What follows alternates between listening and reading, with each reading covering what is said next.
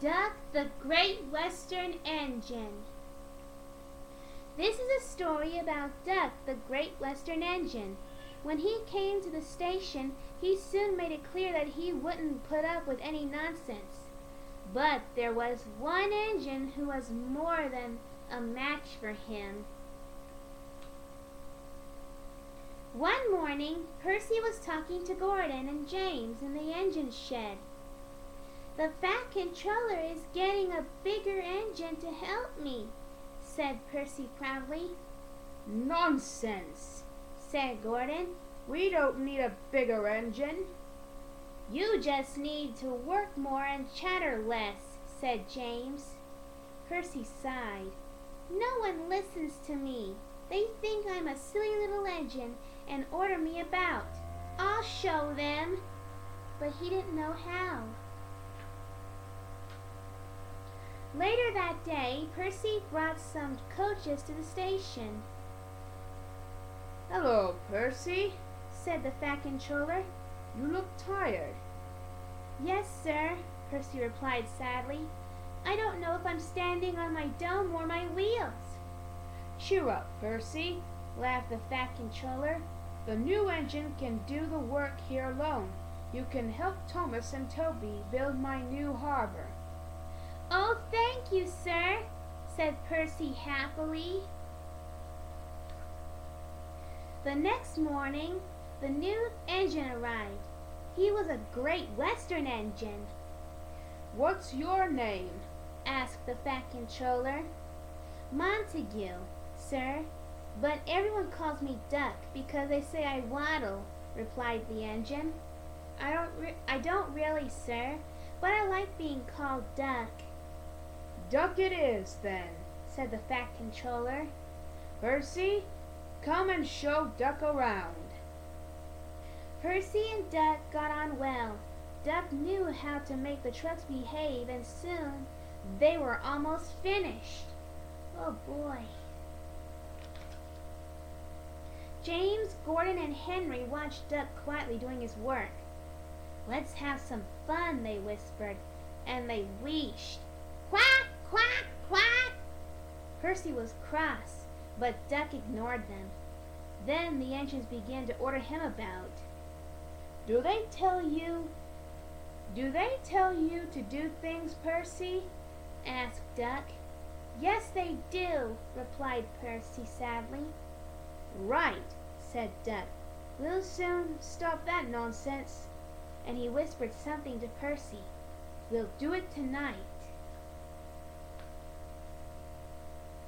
That evening, the Fat Controller was just about to go home for tea when he heard a terrible noise. He hurried to the yard. Henry, Gordon, and James were wheezing furiously. "Stop that noise!" bellowed the Fat Controller. "They won't let us in!" hissed Gordon. And the Fat Controller realized that Duck and Percy were sitting calmly at the points outside the engine shed, refusing to move.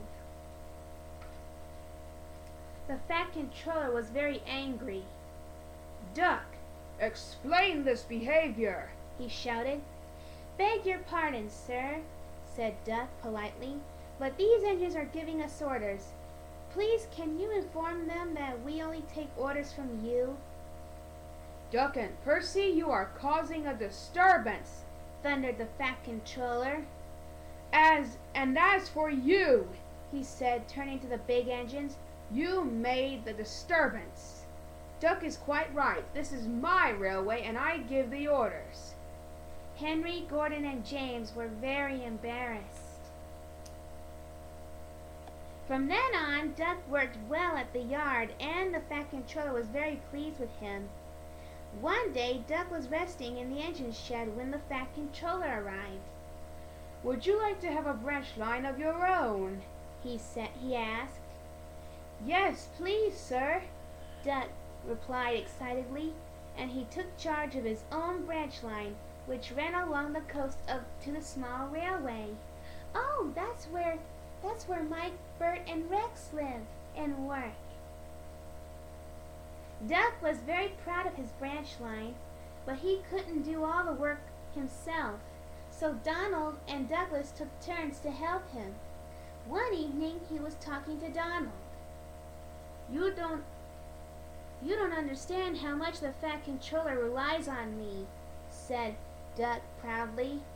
I'm Great Western and quack, quack, quack, interrupted Donald.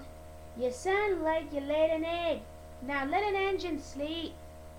Quack yourself, said Duck indignantly. The following morning, Duck spoke to his driver. Donald says I quack as if I might lay an egg. He said,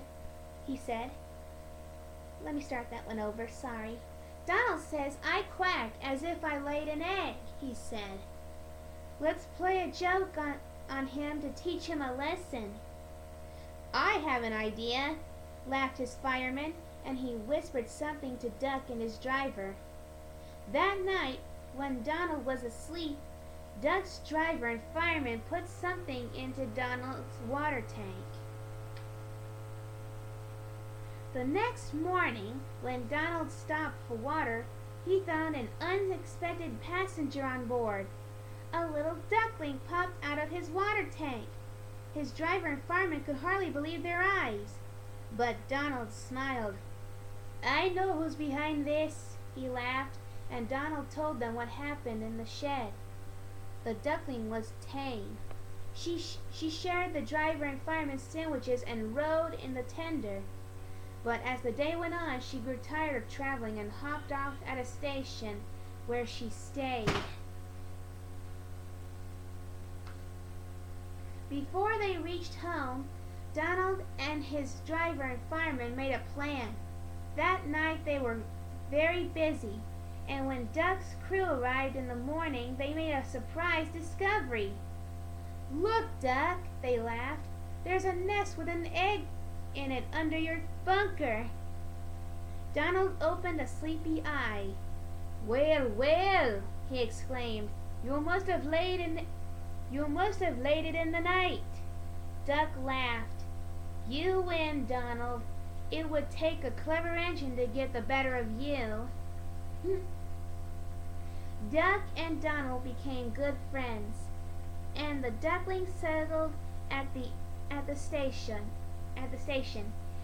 She lived in a pond nearby, but she always flew back to the station to welcome the engines. Donald was her favorite, and she sometimes hopped on for a ride. The station master called her Dilly, but to everyone else, she was always Donald's duck. Oh.